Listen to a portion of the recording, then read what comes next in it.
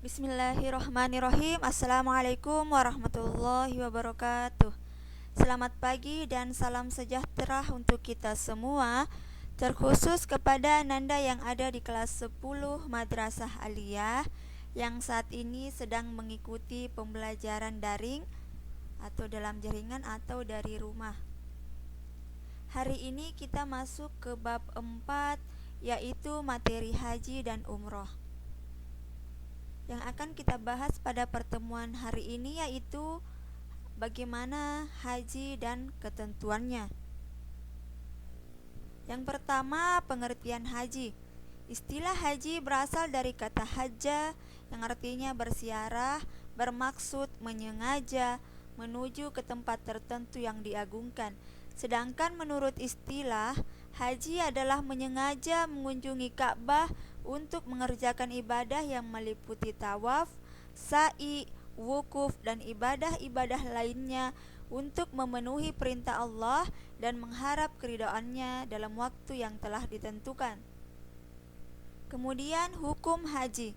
Mengerjakan ibadah haji hukumnya wajib ain, artinya sekali seumur hidup bagi setiap muslim yang telah mukallaf dan mampu melaksanakannya.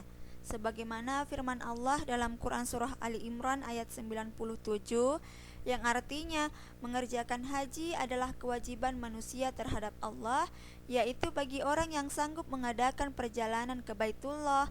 Barang siapa mengingkari kewajiban haji, maka sesungguhnya Allah Maha Kaya, tidak memerlukan sesuatu dari semesta alam. Kemudian sabda Rasulullah Shallallahu Alaihi Wasallam yang artinya haji yang wajib itu hanya sekali. Barang siapa melakukan lebih dari sekali, maka yang selanjutnya adalah sunnah. Hadis riwayat Abu Daud, Ahmad, dan Al-Hakim.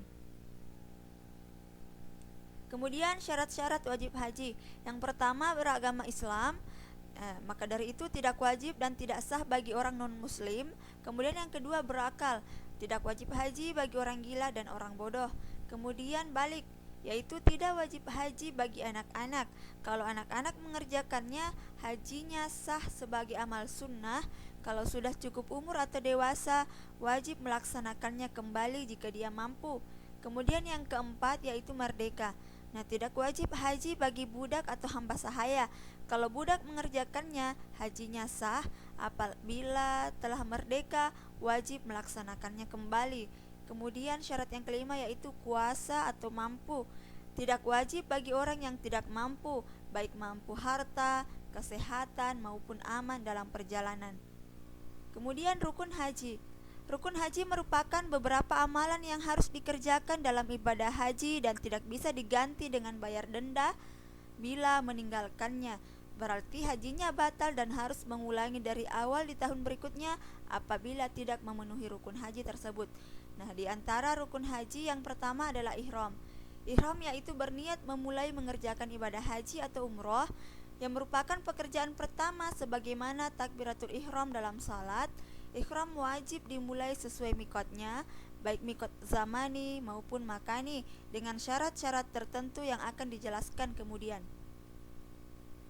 Kemudian yang kedua, wukuf di padang Arafah, yaitu hadir mulai tergelincir matahari atau waktu zuhur tanggal 9 Zulhijjah sampai terbit fajar tanggal 10 Zulhijjah, sebagaimana Rasulullah Shallallahu Alaihi Wasallam dalam sabdanya yang artinya dari Abdurrahman bin Ya'mur, haji itu adalah hadir di Arafah.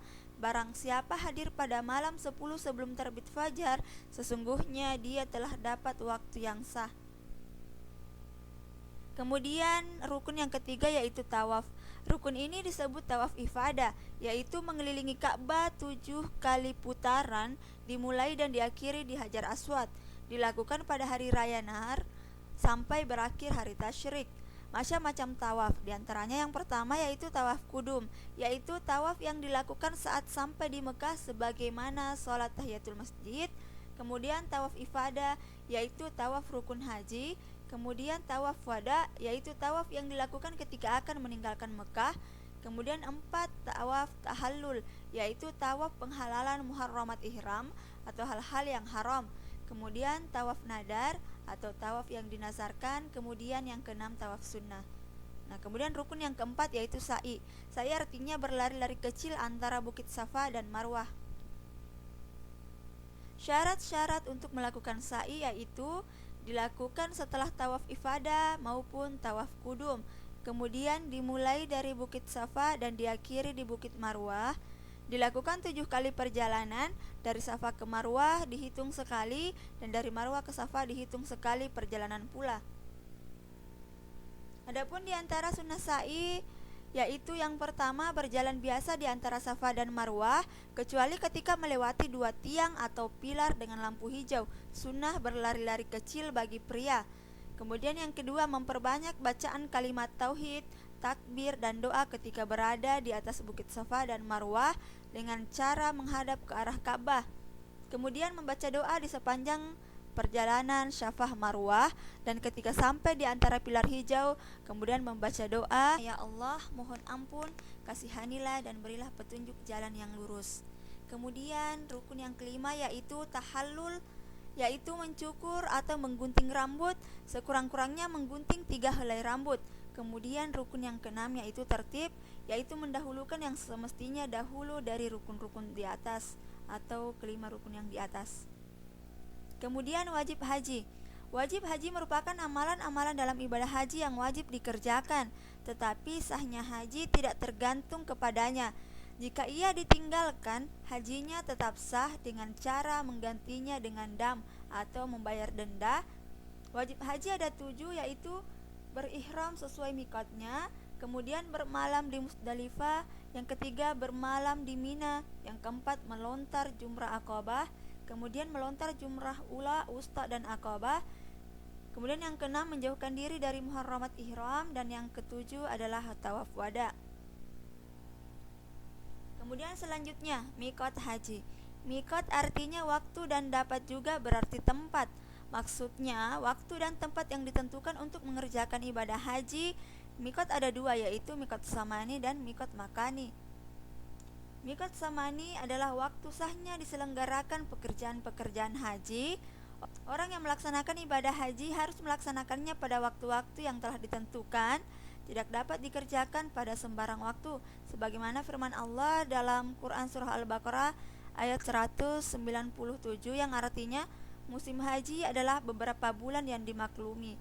Nah, mikot samani bermula dari awal bulan Syawal sampai terbit fajar pada hari raya haji, yaitu tanggal 10 Zulhijjah, yakni selama 2 bulan 9,5 hari. Kemudian mikot makani. Mikot makani adalah tempat memulai ihram bagi orang-orang yang hendak mengerjakan haji dan umroh. Rasulullah menetapkan mikot makani sebagai berikut. Yang pertama, rumah masing-masing bagi orang yang tinggal di Mekah. Kemudian Zulhulaifah, yaitu 450 km sebelah utara Mekah, mikot bagi penduduk Madinah dan negeri-negeri yang sejajar dengan Madinah. Kemudian Juhfa, yaitu 180 km sebelah barat laut Mekah, mikot penduduk Syria. Setelah tanda-tanda mikot di Juhfa lenyap, maka diganti dengan Robik, yaitu 240 km barat laut Mekah dekat Juhfa. Robik juga mikot orang Mesir, Maghribi dan negeri-negeri sekitarnya. Kemudian yang keempat yaitu Kornul Manzil, yaitu 94 km dari Mekah, sebuah bukit yang menjorok ke Arafah terletak di sebelah timur Mekah, mikot penduduk Najd dan negeri sekitarnya. Kemudian yang kelima ya Lamlam, yaitu 54 km sebelah selatan Mekah, mikot penduduk Yaman, India, Indonesia dan negeri-negeri yang sejajar dengan negeri-negeri tersebut. Kemudian Zatu Irqin, yaitu 94 km sebelah timur laut Mekah, mikot penduduk Irak dan negeri-negeri yang sejajar dengan itu. Kemudian negeri masing-masing, mikot penduduk berada di antara kota Mekah dengan mikot-mikot tersebut yang di atas yang 6. Kemudian muharramat haji dan dam atau denda. Muharramat haji ialah perbuatan-perbuatan yang dilarang atau diharamkan selama mengerjakan haji. Meninggalkan muharramat haji termasuk wajib haji. Jadi apabila salah satu muharramat itu dilanggar, wajib atas orang yang melanggarnya membayar dam. Adapun muharramat haji yaitu yang pertama, senggama dan pendahuluannya, seperti mencium, menyentuh dengan syahwat, dan berbicara tentang hubungan suami istri dan sebagainya. Semua perbuatan tersebut bukan hanya merupakan larangan, melainkan juga akan membatalkan haji bila belum tahallul pertama. Sebagaimana firman Allah dalam Quran Surah Al-Baqarah ayat 197 yang artinya barang siapa yang menetapkan niatnya dalam bulan itu akan mengerjakan haji, maka tak boleh berbicara buruk, berbuat fasik dan bantah-bantahan di dalam masa mengerjakan haji. Kemudian muharamat yang kedua yaitu memakai pakaian yang berjahit dan memakai sepatu bagi laki-laki. Kemudian yang ketiga, mengenakan cadar muka dan sarung tangan bagi wanita. Yang keempat yaitu memakai harum-haruman serta minyak rambut. Yang kelima, menutup kepala bagi laki-laki kecuali karena hajat. Bila terpaksa menutup kepala maka ia wajib membayar denda. Kemudian yang keenam, melangsungkan akad nikah bagi dirinya atau menikahkan orang lain sebagai wali atau wakil. Tidak sah akad nikah yang dilakukan oleh dua pihak, salah satunya sedang dalam ihram. Kemudian yang ketujuh, memotong rambut atau kuku. Menghilangkan rambut dengan menggunting, mencukur atau memotongnya, baik rambut kepala atau lainnya, dilarang dalam keadaan ihram. Kemudian yang kedelapan yaitu sengaja memburu dan membunuh binatang darat atau memakan hasil buruan. Selanjutnya terkait dengan denda dari muharamat tersebut. Denda dari segi bahasa berarti darah, sedangkan menurut istilah adalah mengalirkan darah, atau bisa dikatakan sebagai menyembelih ternak, baik itu kambing, unta atau sapi, di tanah haram untuk memenuhi ketentuan manasik haji. Adapun sebab-sebab denda diantaranya yaitu bersenggama dalam keadaan ihram sebelum tahallul pertama. Dendanya berupa kafarat, yaitu menyembelih seekor unta. Jika tidak dapat maka menyembelih seekor lembu. Jika tidak dapat maka menyembelih lagi 7 ekor kambing. Jika tidak dapat juga menyembelih 7 ekor kambing, maka memberikan sedekah bagi fakir miskin berupa makanan seharga seekor unta setiap 1 mud atau 0,8 kg sama dengan 1 hari puasa. Hal ini dikiaskan dengan kewajiban puasa 2 bulan berturut-turut bagi suami istri yang senggama di siang hari bulan Ramadan. Kemudian yang kedua, berburu atau membunuh binatang buruan. Dendanya adalah memilih satu di antara 3 jenis. Yang pertama, menyembelih binatang yang sebanding dengan binatang yang diburu atau dibunuh. Kemudian yang kedua, bersedekah makanan kepada fakir miskin di tanah haram senilai binatang tersebut. Kemudian yang ketiga, berpuasa senilai harga binatang dengan ketentuan setiap 1 mud berpuasa 1 hari. Denda ini disebut denda takhir atau takdil. Takhir artinya boleh memilih mana yang dikehendaki sesuai dengan kemampuan, dan takdil artinya harus setimpal dengan perbuatannya. Dan denda ditentukan oleh orang yang adil dan ahli dalam menentukan harga binatang yang dibunuh itu. Kemudian yang ketiga, mengerjakan salah satu dari larangan berikut, yaitu mencukur rambut, memotong kuku, memakai pakaian berjahit, memakai minyak rambut, memakai harum-haruman, bersenggama atau pendahuluannya setelah tahallul pertama. Maka dendanya berupa denda tahkir, yaitu boleh memilih salah satu di antara 3 hal. Yang pertama yaitu menyembelih seekor kambing, kemudian berpuasa 3 hari, dan kemudian bersedekah sebanyak 3 gantang atau 9,3 liter makanan kepada 6 orang fakir miskin. Kemudian selanjutnya, melaksanakan haji dengan cara tamattu atau qiran. Dendanya dibayar dengan urutan. Yang pertama yaitu memotong seekor kambing. Bila tidak mampu maka wajib berpuasa 10 hari. 3 hari dilaksanakan sewaktu ihram sampai Idul Adha, sedangkan 7 hari lainnya dilaksanakan setelah kembali ke negerinya. Kemudian meninggalkan salah satu wajib haji, yaitu ihram dari miqat, melontar jumrah, bermalam di Musdalifah, bermalam di Mina pada hari tasyrik, kemudian melaksanakan tawaf wada. Kemudian dendanya adalah sama dengan denda karena melaksanakan haji dengan tamattu atau qiran. Kemudian sunnah haji. Di samping sunnah-sunnah yang telah disebutkan dalam materi rukun dan wajib haji, terdapat juga perbuatan yang termasuk sunnah haji. Di antaranya yaitu membaca talbiyah. Bacaan talbiyah diucapkan dengan suara nyaring bagi laki-laki dan suara lemah bagi perempuan. Waktu membacanya adalah sejak ihram sampai saat lemparan pertama dalam melempar jumrah Aqabah pada hari Idul Adha. Kemudian yang kedua, Membaca talbiyah disunahkan ketika naik dan turun kendaraan, ketika mendaki dan menurun, kemudian berpapasan dengan rombongan lain sehabis sholat dan waktu dini hari. Kemudian yang ketiga, melaksanakan tawaf kudum. Tawaf kudum disebut juga tawaf tahiyah atau penghormatan, karena tawaf ini merupakan tawaf penghormatan bagi Ka'bah.